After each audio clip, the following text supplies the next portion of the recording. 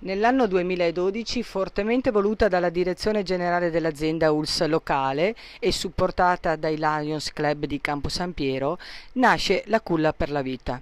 Movimento per la Vita come rilettura attuale dell'antica ruota degli esposti e simbolo contro l'abbandono dei neonati e di accoglimento della vita. Tutto questo è stato reso possibile grazie all'opera di persone e aziende che hanno messo a disposizione la loro esperienza, credendo profondamente nell'iniziativa, ma soprattutto nella vita.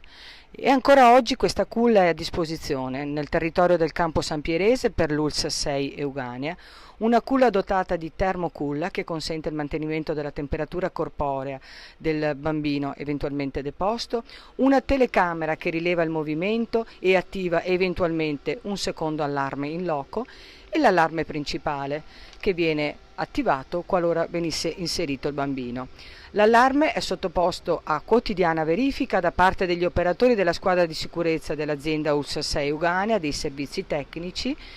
che quotidianamente verificano anche la tenuta e il mantenimento della culla per la vita. Nel momento in cui il bambino dovesse essere deposto nella culla, un allarme contestualmente avverte la portineria e il pronto soccorso.